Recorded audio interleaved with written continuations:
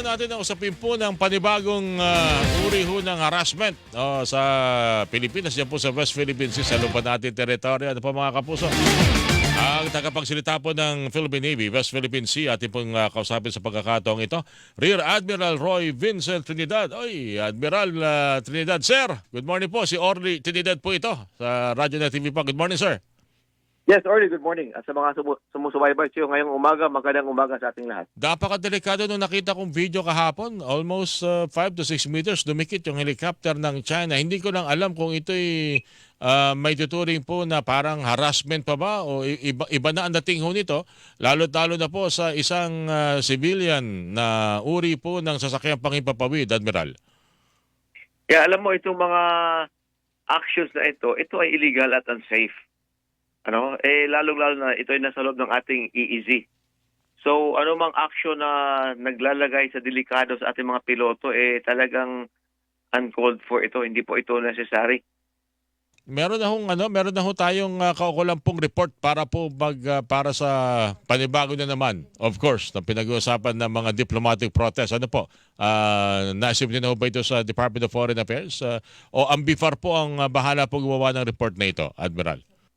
Yeah, yung BIFAR ang gagawa na report na yan with all the supporting documents. Sila magbibigay sa DFA.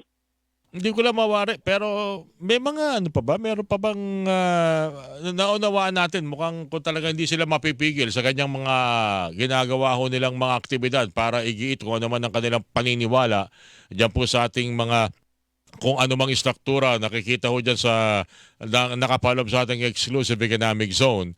Meron ba sa tingin niyo pinakamabisang paraan? Dahil yan eroplano o sasakyang pangipapawid ng BIFAR, paano pa kaya kung halimbawa ay yung Philippine Navy o sasakyang pangipapawid naman ng Philippine Air Force na nasa lugar na yan? Ano sa tingin niyo posibleng senaryo kaya nito, Admiral? Alam mo, mahirap naman mag-speculate sa ganyan, Orly, Pero in the first place, ang presensya nila sa loob ng ating EEZ ay illegal. So ano mang action ang susunod dyan, lalong-lalo na pag ito ay mga delikadong maneuver sa ere, ito talaga ay hindi dapat ginagawa ng mga professional na mga piloto. Pag ganitong mga uri ng bukod sa mga diplomatic protest, meron pa kayo sa tingin niyo isa ring mabisang paraan para mapaalalahanan sila na wag naman ganito, makadikit kayo, parang hindi kayo takot na madisgrasya tayo pare-pareho, Admiral? Alam mo, if you look at it historically, Orly, yung ginawa nila yan sa isang US Navy na aeroplano na nagsalpukan sa taas at nag-crash yung kanilang fighter jet. At yung US Navy ay napilitan mag-land sa Hainan.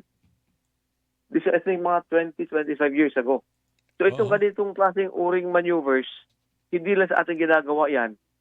At hindi lang sa atin. At may mga nangyaring insidente na in the past na may namatay sa kanila. So, mahirap ito pagpatuloy ng ganito na uncalled for may mangyari, tapos mag-escalate. Kaya tayo naman, nagpapatuloy tayo sa ating mga mandato, sa mandato natin ng AFP at ng Navy. At hindi tayo magpapatinag sa ginagawa natin na yan. Pero again, these are very uncalled for and very unprofessional. Parang talagang ang pwede na natin gawin ngayon, magkibit balikat at umasa na sana hindi hahantong sa disgrasya itong ganitong mga ginagawa ng People's Liberation na Army, Air Force and Navy nila, Admiral. Yeah, ang importante dyan, magpapatuloy tayo sa ginagawa natin sapagkat tayo na sa tama. Alright. Kung sa ganito pa lang ititigil tayo, para nating, sabi nga, diba, the only thing for evil to happen, to continue, is when good men do nothing. Oo. Okay, buti binabanggit niyo yan. Ano na ho ang development at without going into details, para lang po mapahupat, mabigyan ng impormasyon ating mga kababayan sa sitwasyon sa Skoda Shoal. Dahil baka ang dating matulad din ito sa Mischief at matulad din sa Scarborough na umalis tayo, hindi na tayo nakabalik. Hindi naman, sapagkat ang physical na itsura nila iba. Ang Baho de Masinloc o Scarborough, isa lang yung entrada niya. And then historically, fishing ground ito. Kaya hindi lamang tayo at mga Chinese ang nagpupunta dyan, pero pati ang mga Vietnamese. And of course, other fishermen na mula sa region natin. Sapagkat pag maalon, pag pumasok ka, banayad sa loob. Etong Skoda o Sabina, maraming entrada. I think 3 o 4 na malaking entrada. May And mga may binabantayan natin ito na walang mag-dump o mag-reclaim ng crash corals doon. mhm. May pinag-uusapan na ba ngayon na kung sakasakaling kinakailangan ng aksyon o tulong ng ating mga kalyado mga bansa?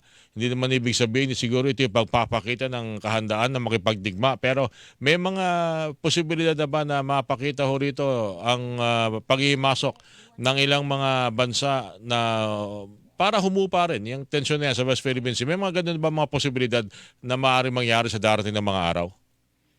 Yeah, actually, noon pa man, kaya kung makita natin ka-Orly, maraming mga nagpupunta mga Navy sa atin, nagkakandak ng mga multilateral maritime activities.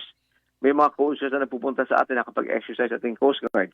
Sapagkat concerned yung mga ibang bansa at nais nilang ipakita na sila ay sumusuporta sa atin.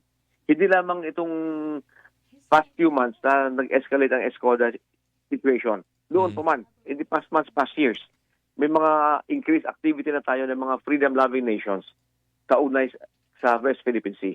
Aha. Yung pagpapaigting ng ating mga bilateral, mga military exercise, darating kaya sa panahon o malapit na ba yung posibilidad na makita at gawin ito dyan sa may malapit sa mga lugar na may tensyon, Scarborough o Skoda Shoal, Admiral?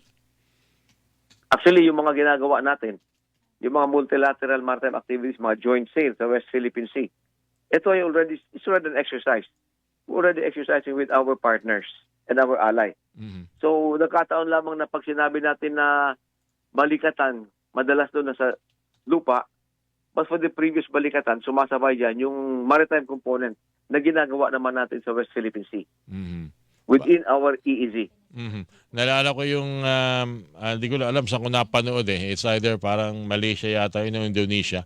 Panay-panay rin kanilang sasagawa pala ng mga military exercise kung saan may mga barko ng mga China. Hindi lang napapublish, hindi lang nare-report. Pero they are doing it, Admiral, para maipakita yung kanilang pagigiit ng kanilang teritoryo na pinangihimasukan ng China. Yeah, kumbaga, you are showing your resolve to stand up for what is yours. Sino mang bansa ang nakakaramdam ng may pumapasok sa kanang EEZ o sa kanilang territorial waters, pinapakita. Kasi pag hindi mo pinakita, parang pinaubaya mo na hindi mo na pinapanindigan ang karapat-dapat na nasa iyo. Mhm. Okay, panghuli na siguro, Admiral, kumusta ho yung ating mga misyon dyan sa may BRP Sierra Madre after nitong pag-atras o pagbalik ho sa Pantalan, sa Palawan ng sa may Skoda Shoal, yung BRP Teresa Magbanwa?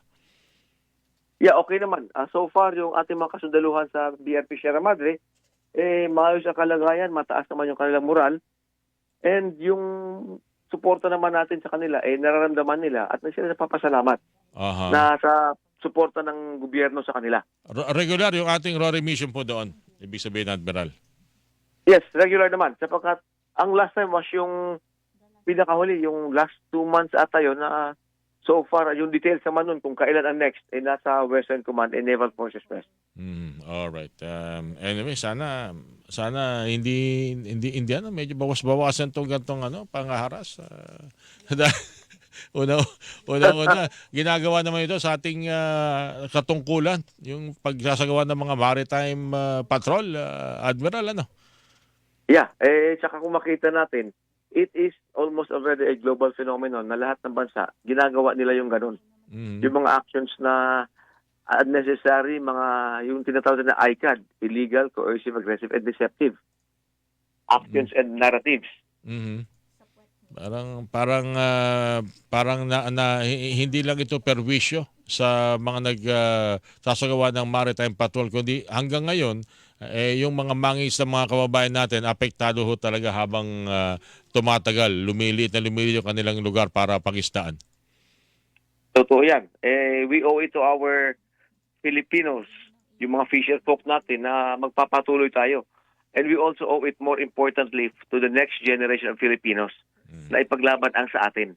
Sapagkat ito ay maging sa kanila balang araw. Alright, Bok. Admiral Trinidad, sir, maraming salamat po sa inyo. Good morning po. Yes, walang anuman, Bok, Orly. At sa mga sumusubaybay kay Orly sa kanyang programa sa DZBB. Buena Manong Balita, magandang umaga sa ating lahat. Radyo na TV pa. Thank you, Admiral Roy Vincent Trinidad. Mga kapuso nyo pong napakinggan. 4 na minuto na Hilingan, walang pinoprotektahan.